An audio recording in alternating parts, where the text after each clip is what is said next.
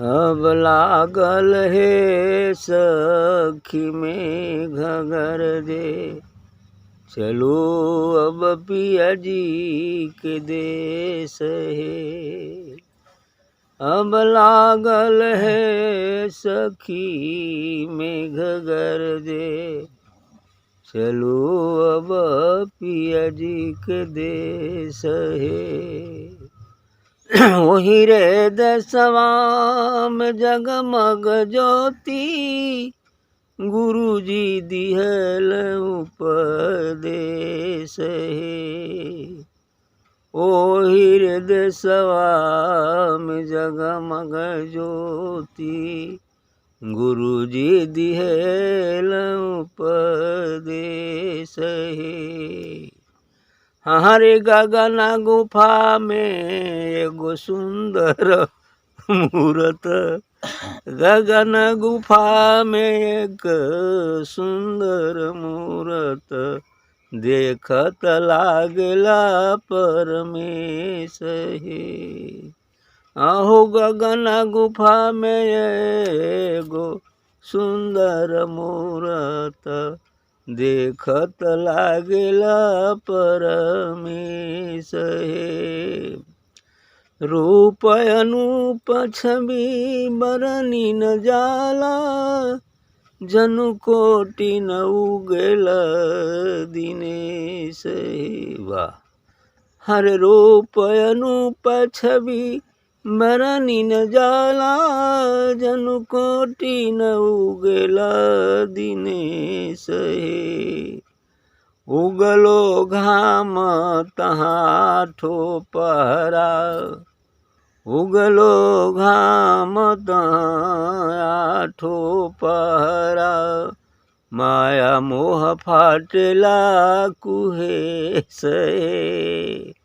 उगलो घाम तहाँ ठोपहरा, माया मोह फाटेला कुहेस हे। अरे जन्म मरण क छूटेला अंदेशा, जन्म मरण कर छूटेला अंदेशा, जे पुरुष मिलेला अवधेश हे। जन्म मरण के छूटेला अनेशा, जे पुरुष मिलेला अवधेश हे। चारू ओर हीरा लाल कबाती, चारू ओर हीरा लाल कबाती, हल हल करेला हमेश हे। उठेला गगन गगन घन घोर, उठेला गगन घन घोर महाधुनी, अमृत भरेला जलेश हे। उठेला गगन घन घोर महाधुनी, अमृत भरेला जलेश हे। लक्ष्मी सखी के सुंदर पियवा, लक्ष्मी सखी के सुंदर पियवा, सुन लेहु पियवा के सनेश हे। लक्ष्मी सखी के सुंदर पियवा, सुन लेहु पियवा के सनेश हे। मानुष जन्म कचूकल पियवा, मानुष जन्म कचूकल पियवा, फिर नाही लगी है उदेश हे। अरे मानुष जन्म कचूकल पियवा, फिर नाही लगी है उदेश हे।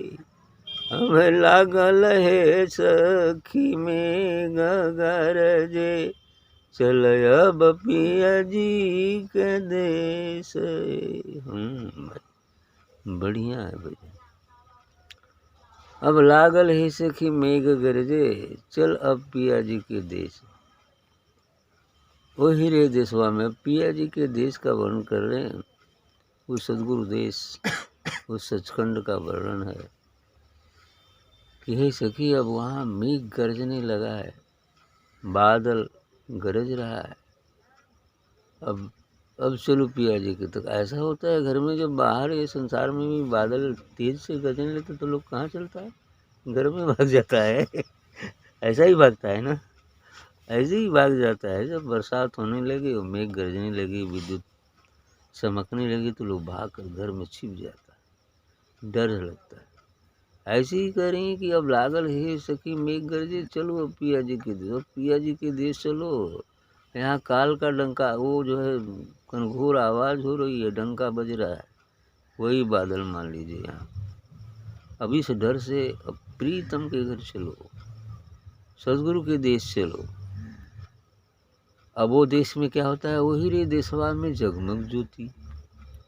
जब उस देश में हम जाते हैं तो जगमग जगमग ज्योति जलती रहती, 24 घंटे जलती रहती है, हर समय हर पल जलते रहती। इसलिए कहते हैं कि वही रे देशवा में जगमग ज्योति, गुरु जी दी है उपदेश। ये गुरु जी ने उपदेश दिया है। वो देश में, प्रीतम के देश में जगमग जगमग ज्योति हमेशा जलती रहती, ज्योति जलती रहती। गगन गुफा में एक सुंदर मूर्त देखे लगाला परमेश्वर। अब आगे कहते हैं कि अब वो इधर से चढ़ते हुए आगे बढ़ते हैं, महाशून्य की बाजू भंवर गुफा है।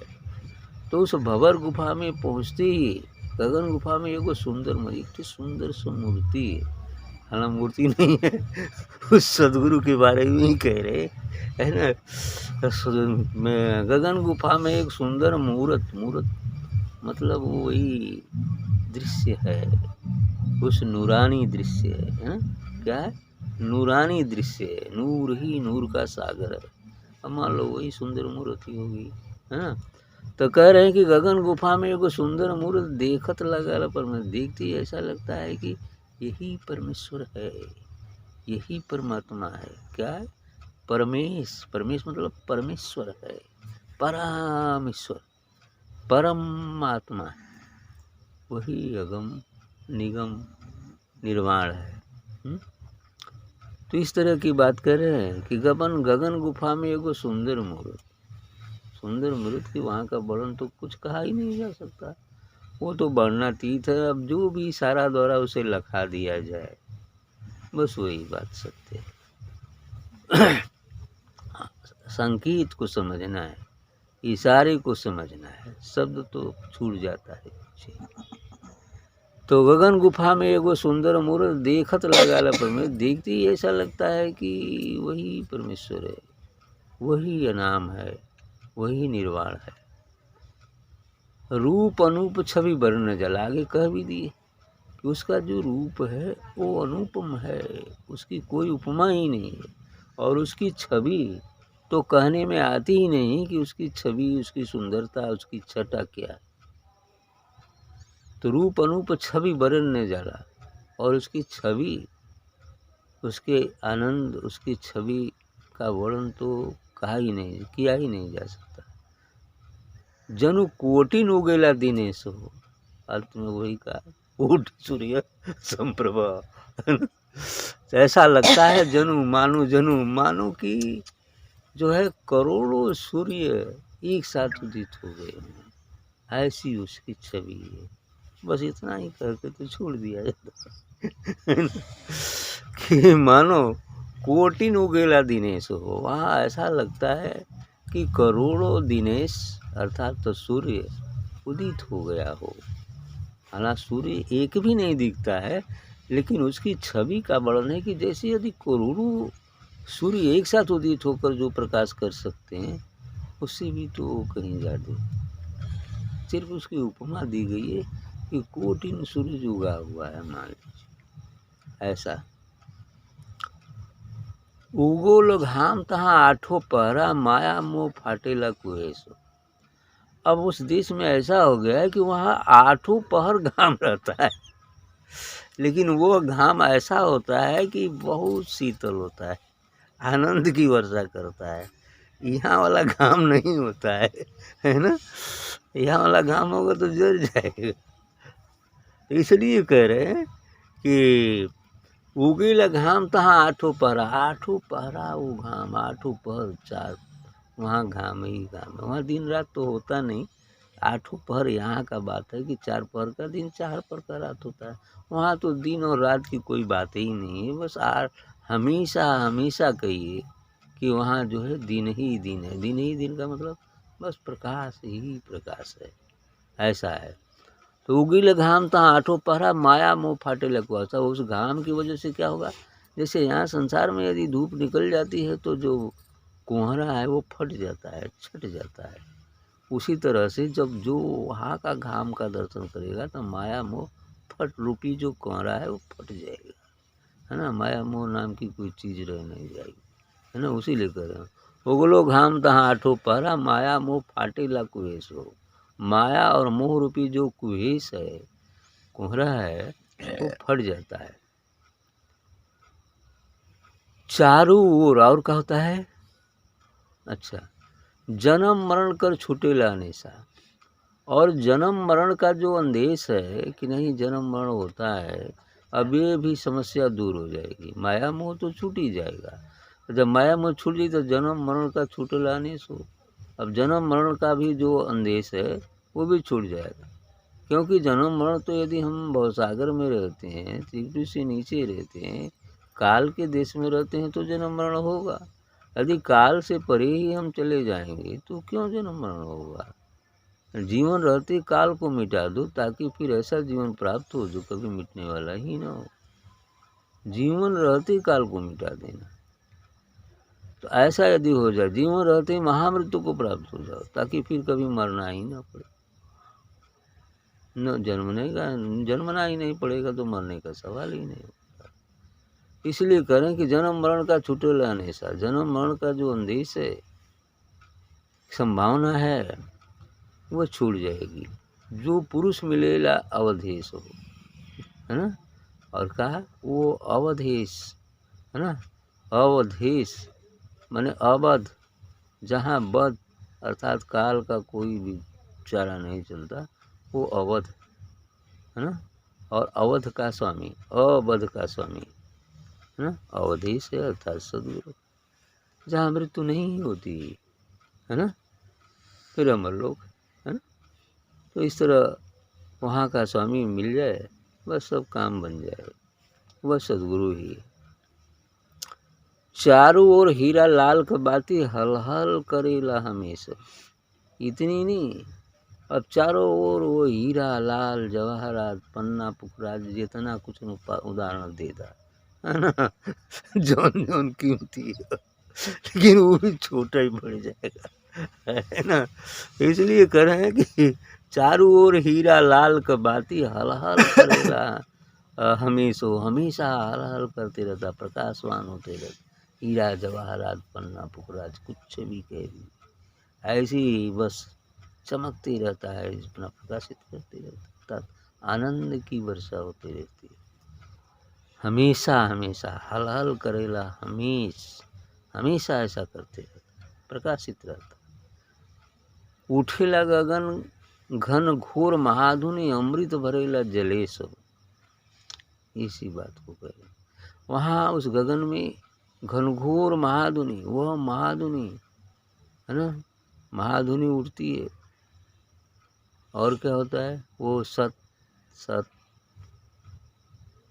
ओम तत्सत कह लीजिए, सोहम कह लीजिए, वर्ग उपास्य जो निकल, आगे तो सिर्फ सत है ना।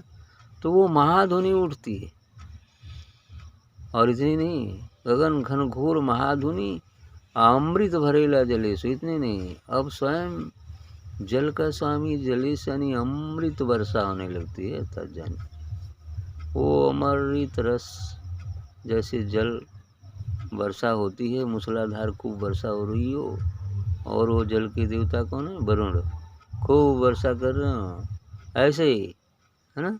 अमृत की बरसात होती है 24 घंटे, ऐसा होता है, जिसको संत जन बिल्कुल भीगते उसी में डूबते होते रहते हैं, ऐसा हो। जले सो। लक्ष्मी सखी के सुंदर पियवा, सुन ले हूँ पियवा के सनेश। ये लक्ष्मी सखी हैं, कोई लग रहा लिखे हैं लक्ष्मी जी है। लक्ष्मी सखी के सुंदर पियवा, मैंने लक्ष्मी सखी की वो सुंदर प्रीतम अर्थात सदगुरु पियवा, सुंदर पियवा सदगुरु हैं। सुन ले हो पियवा का संदेश, तो उस प्रीतम का यही संदेश है और सुन लीजिए। क्या संदेश है प्रीतम का कि मानुष जन्म का चूकल पियवा, फिर नहीं लगी हैं उद्देश्य। आदि मनुष्य जीवन पाकर जो अपने प्रीतम का साक्षात्कार नहीं कर पाता है, तो फिर अब उसका कोई उपदेश मिलने वाला नहीं है कि फिर कब वो मिलेगा, है ना। यही संदेश है उस प्रीतम का। यदि मनुष्य जीवन केवल और केवल मिला है, मूल लक्ष्य है इस भवसागर से पार जाना, अपने उस देश असली देश पहुंच जाना, अर्थात उस सदगुरु व प्रीतम का साक्षात्कार कर लेना। साथ ही जो यहाँ आने का गौण लक्ष्य है, कर्तव्य कर्मों का पालन करना, वो भी करना है। ऐसा नहीं कि बस आँख मूंद के इधरे चलना है। यदि प्रारब्ध में जो मिला है कि नहीं इनके साथ ये संबंध है और इनको पूरा करना है, ये कर्तव्य है इन्हें पूरा करना, तो वो भी तो करना ही पड़ेगा ना। तब न प्रारब्ध कम होगा, घट जाएगा। और नहीं करेंगे तो ये भी शेष रह जाएगा, है ना। तो इसलिए प्रारब्ध भोगना ही है, प्रारब्ध तो भोगने से ही समाप्त होगा, उसको करने से ही समाप्त होगा। बाकी को साधना सत्संग से जलाएंगे, है ना। बाकी जो संचित है उसको तो जलाना पड़ेगा साधना ध्यान सत्संग से। तो इसलिए कह रहे हैं कि मानुष जन्म को चूकल पियवा, फिर नहीं लगी हैं उद्देश्य। फिर यदि छूट जाएगा, इस बार नहीं मिलेगा, तो अब पता नहीं 84 के बाद जाना होगा, क्या करना होगा, है ना। लेकिन अब जल्दी उपदेश नहीं मिलेगा। यदि अवसर मिल गया है तो हाथ से नहीं जाना चाहिए, है ना। ध्यान से चला गया तो फिर कब मिलेगा कोई पता नहीं, कितनी युग बीतेंगे कोई पता नहीं, है ना। ऐसा ही है। इसलिए आपका कहना है कि मनुष्य जन्म का चूकल पियवा, यदि मनुष्य जन्म में यदि प्रीतम से चूक जाते हैं तो फिर नहीं लगी हैं उद्देश्य हो। अब कहाँ मिलेगा, कहाँ इसका उपदेश मिल पाएगा कि यहाँ है, या मनुष्य जन्म कब मिलेगा, कोई पता नहीं। ठीक है बस।